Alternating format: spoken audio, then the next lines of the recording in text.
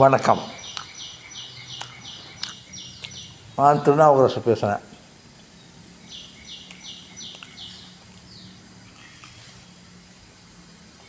வடை சாப்பிட்லாமா என்னன்னு தெரியல. இது உளுந்து வடை சாப்பிட்றேன்.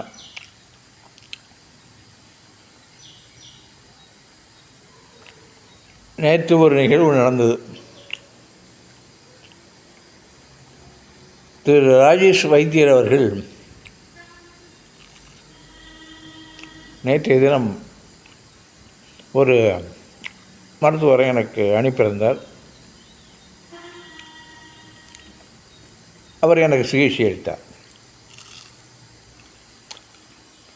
சிகிச்சை அளித்து முடித்து விட்டு அவர் போகும்போது, வாயு பொருட்களை சாப்பிடாதீங்க அப்படின்னு சொன்னார். அவர் ஏன் சொன்னார்னா, தினமும் நான் கோவிந்தன் டீ கடையில் காளி சிற்றுண்டி சாப்பிட்றதும் உண்டு.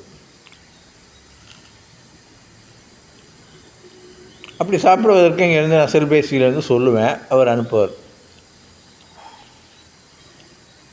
இவர் மருத்துவர் வந்திருக்கும்போது நான் அவர்கிட்ட கோவிந்து, எனக்கு 3 பூரி அனுப்புங்க, கிழங்கு வேண்டாம்,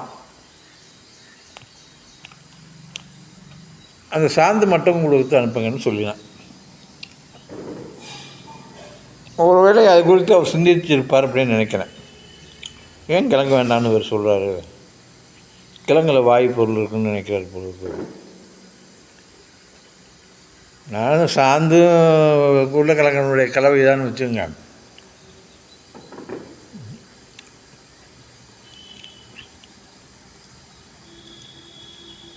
இப்போல்லாம் எனக்கு வீட்டில் ஹால்னு சொல்லுவோம்ல, அந்த அறை, வீட்டு வாசலில் போய் கதவை திறந்து வெயிலில் உட்காருவேன். அது வீடு, அந்த வீட்டு வாசல், அவ்வளோ தூரம் தான் என்னுடைய பயணம்.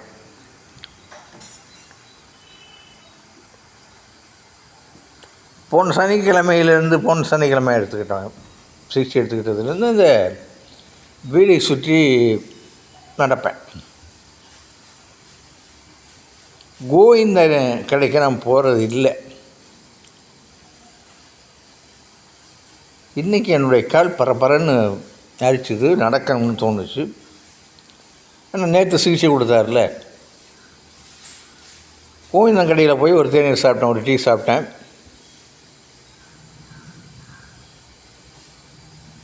பொதுவாக நோய் என்பதை மனிதன் தேடிக்கொள்வது உண்டு, இயற்கையாக வருவது உண்டு. அதுக்கு யாரையும் குறை சொல்ல முடியாது. வடை சாப்பிட்லான்னு நான் உட்காந்துருந்தபோது ஒரு நோயாளி வந்தார். அவருக்கு என்ன நோய் என்றால், பாடி வாயிலிருந்து கொட்டிக்கிட்டே இருக்குது, சட்டையெல்லாம் நனைஞ்சிருக்கு.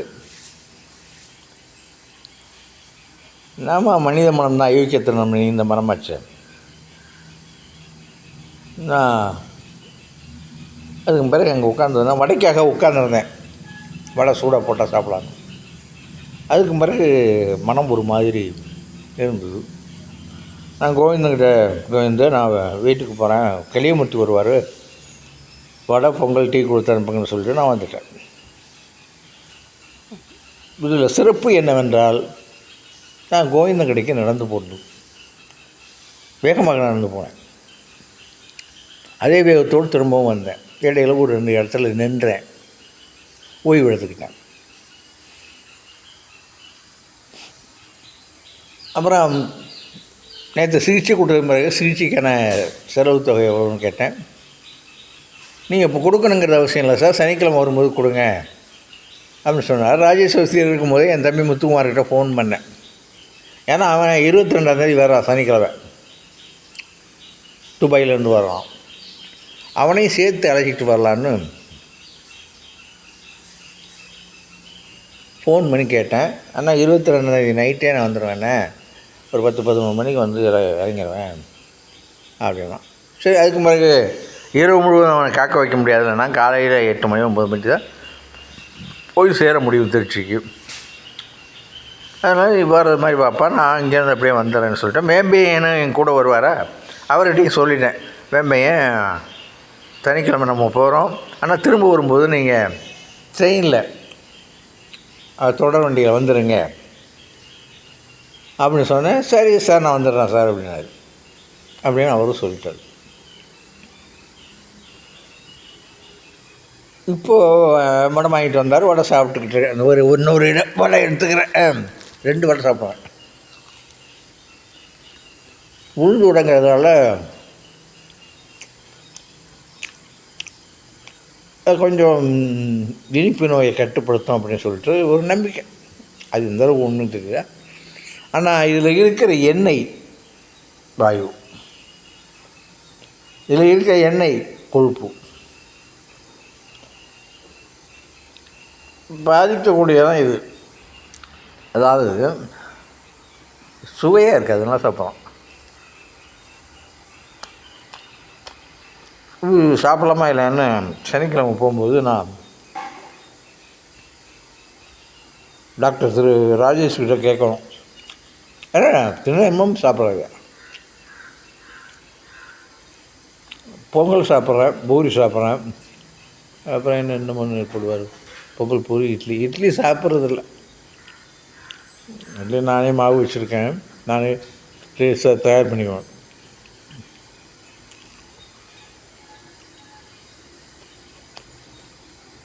அப்போ 1000 ரூபா என்னோட பணம் இருக்கு, நான் தரேன்னு சொல்லிட்டு 1000 ரூபா அவருக்கு கொடுத்துட்டேன்.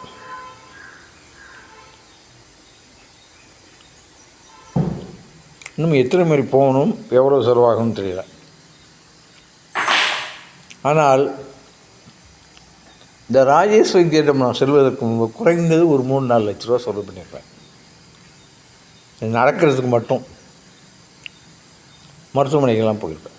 ஆனால் இப்போ எனக்கு கால் இப்போ பறங்குது. எங்கேயாவது நடக்கணும், எங்கேயாவது போகணும். ஏன்னா வெளியிலே போகாமல் எவ்வளோ நாள் வீட்டுக்குள்ளே அடைஞ்சு கிடக்கிறது. தனிமை பழகி போச்சுன்னு வச்சுங்க, எல்லாம் மறந்து போச்சு, நடந்தது எல்லாமே மறந்து போச்சு. சம்பளம் இருக்கும்போது புண்டியால் நடந்தவன் தான் நான். கீழே விழுந்துட்டேன்னா 2 மணி நேரம் அந்த நிகழ்ச்சி நடந்தது. கீழே விழுந்துடுவேன், கை ஊன்றி எழ முடியாது, கால் சரியாக வராது. அப்படியே குண்டியாலே நகர்ந்து கட்டிலுக்கு பக்கத்தில் போவேன். நான் வெளியில் கட்டில் போட்டிருந்தேன் சென்னையில். சமையல் கட்டுக்கு போய் ஏதாவது சமைப்பேன். சில நேரத்தில் சில மாதிரி கீழே விழுந்துடுவேன். அப்போ குண்டியாலேயே நகர்ந்து போய் அந்த வெளி திண்ணைக்கும் ஹாலுக்கும் இடையில் ஒரு கதவு உண்டு. அந்த தாழ்பால் மாற்றுறதுக்கான கொக்கி இருக்கும்ல, அதெல்லாம் கூட கவனம் இல்லாமல் அவசரத்தில் நான் கடக்கும்போது அது என்னுடைய இடுப்பு பகுதியில் எல்லாம் கிழிச்சிடும், ரத்தம் வரும். பொண்ணு ஆறலைன்னா நான் இடுப்பு இங்கே எடுத்துட வேண்டியதானே. அப்படியெல்லாம் கூட சிந்திச்சிருக்கேன். கட்டில் பக்கத்தில் போய் கட்டில் கம்பி, அந்த தலைமாட்டில் இருக்கும்ல அந்த கம்பி பிடிச்சிக்கிட்டு எழுந்திரிச்சிடுவேன். அவ்வளவு மோசமான 8 மாத காலம் ஒரு அனாதையா. என் தம்பி மட்டும் வந்தால் முத்துக்குமார் வருவான், எனக்காக 1 மாதம் அளவு தங்குவான், என்னை குளிப்பாட்டுவான். ஒரு குழந்தையை ஒரு தாய் குளிப்பாட்டுறது போல் குளிப்பாட்டுவான். தாய் எங்கெங்கே பிடிப்பாங்க, எங்கெங்கே பண்ணுவாங்க, எங்கெங்கே சோப்பு போடுவாங்கிறது தெரியும் உங்களுக்கு, பார்த்துருக்கீங்களா? ஒரு தாயை குளிப்பாட்டுவது போல் என்னை குளிப்பாட்டுவான். அப்படி கவனிச்சுவான் இருக்கிற வரைக்கும். கோவம் எல்லாருக்கும், நான் யாராக இருக்குன்னு சொல்ல மாட்டேன். என்னையோடையே இருக்கானே, என்னையே பார்த்துக்கிட்டு இருக்கானுங்கிற கோவமெல்லாம் நிறைய பேருக்கு இருந்தது. அப்படி கவனிச்சுவானே. அவங்ககிட்ட கேட்டால் அந்த வடையை திங்காதீங்கம்மா, டீ குடிக்காதீங்கம்மா.